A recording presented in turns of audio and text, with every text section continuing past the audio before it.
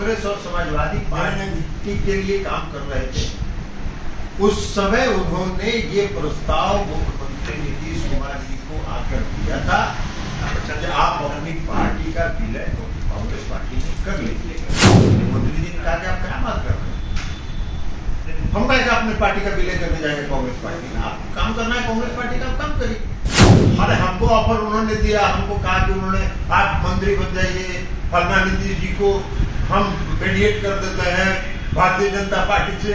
नमस्कार, आप live cities देख रहे हैं। मैं हूं जय शुक्ला।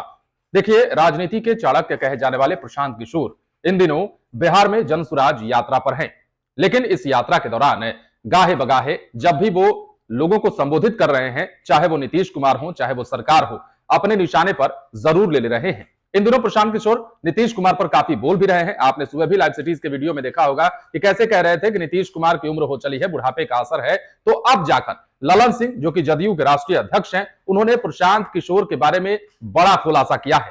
सबसे पहले तो आप सुनिए कि ललन सिंह क्या कह रहे हैं। उत्तर प्रदेश में कांग्रेस समाजवादी पार्टी के लिए काम कर रहे थे, तो अलग अलग राज्यों में तो अलग अलग काम करते ही ना। और इस समय वो उत्तर प्रदेश में कांग्रेस और समाजवादी पार्टी के लिए काम कर रहे थे, उस समय उन्होंने ये प्रस्ताव मुख्यमंत्री नीतीश कुमार जी को आकर दिया था कि आप अपनी पार्टी का विलय कांग्रेस पार्टी में कर लीजिएगा। हम भी उपस्थित हैं। मुख्यमंत्री जी ने कहा कि आप क्या बात कर रहे हैं, हम कहेंगे अपनी पार्टी का विलय करने जाएंगे कांग्रेस पार्टी में, आप काम करना है कांग्रेस पार्टी का, आप काम करिए। उस समय प्रशांत किशोर कांग्रेस के लिए उत्तर प्रदेश के चुनाव में तो दुनिया सब जानती है, उत्तर प्रदेश के चुनाव में कांग्रेस और समाजवादी पार्टी ने गठबंधन करवाया। कांग्रेस पार्टी का चुनाव के दौरान कैंडिडेट का सिलेक्शन कर रहे थे। अभी कुछ दिन पहले तक, कुछ महीने पहले तक कांग्रेस पार्टी के दफ्तर में जाके 7 घंटा प्रेजेंटेशन दिए थे अपने माल का। यही माल हम बेचना चाहते हैं, कांग्रेस पार्टी खरीद ली। कांग्रेस पार्टी ने कहा कि आपका माल बिकाऊ नहीं है, आपका माल रिजेक्टेड है, हम नहीं खरीदेंगे। तो आप घूम रहे थे। उसके बाद आप नीतीश जी के यहाँ आए मार्च में, और नीतीश जी को आपने प्रस्ताव दिया कि हम आप ही के साथ काम करना चाहते हैं। उसके बाद भी नीतीश कुमार जी ने आपको कहा कि राष्ट्रीय अध्यक्ष से मिलिए, मुझसे मिलने के लिए उन्होंने कहा। आप मेरे घर पर आए दिल्ली में, घंटों हमसे बात की, हमने आपको 2 शर्त रखी, उसके बाद आप मिले नहीं। और अब पवन वर्मा जी के थ्रू तो किसी और के थ्रू फोन फान कराते रहते हैं। तो सब जान रहा है, ये तो सही कहा है नीतीश कुमार जी कि आप आज की तारीख में बीजेपी के लिए काम कर रहे हैं, और ये सत्य है।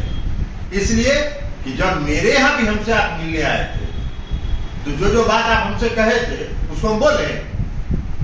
सर उस समय आपको भी ऑफर दिया गया था क्या? अरे हमको ऑफर उन्होंने दिया, हमको कहा कि उन्होंने आप मंत्री बन जाइए, फलना नीतीश जी को हम मेडिएट कर देते हैं भारतीय जनता पार्टी से।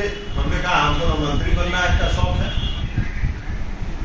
और न कोई मीडिएटर का शौक है। आप पार्टी के साथ जुड़ के अगर काम करना चाहते हैं तो पार्टी के अनुशासन के अंदर काम करना होगा। उनको मंजूर नहीं है अनुशासन, तो उनको मंजूर है नहीं।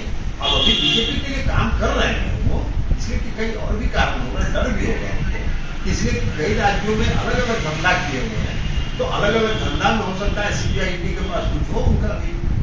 सुना आपने, ललन सिंह उस दिन की याद दिला रहे थे जब प्रशांत किशोर उनके दिल्ली स्थित आवास पर भी गए थे, और उस दिन की भी बात कह रहे थे ललन सिंह जब उत्तर प्रदेश में प्रशांत किशोर कांग्रेस और समाजवादी पार्टी के लिए काम किया करते थे। उस दौरान उन्होंने ललन सिंह से मुलाकात की और जदयू का को जो है विलय करने की बात कही थी कांग्रेस में। अब ऐसे में ललन सिंह ने कहा है कि हमने उस समय तुरंत मना कर दिया, और जब दिल्ली आवास पर प्रशांत किशोर ललन सिंह से मिलने जाते हैं तो उस दौरान भी वो उन्हें मंत्री देने की बात करते हैं, मंत्री पद देने की बात करते हैं, मंत्री बनाए जाने का लालच देते हैं। उसके बाद नीतीश कुमार को भी मीडिएटर की भूमिका में लाने की बात कहते हैं प्रशांत किशोर। तो बड़ी बड़ी बातें कर रहे हैं प्रशांत किशोर के बारे में। जब पोल खुल रही है तो दोनों तरफ से एक के बाद एक पोल खुले जा रहे हैं, और इसी कड़ी में ललन सिंह ने प्रशांत किशोर की वो बातें भी मीडिया के सामने रखी हैं जिन बातों को शायद प्रशांत किशोर ने खुद पहले कभी नहीं रखा था।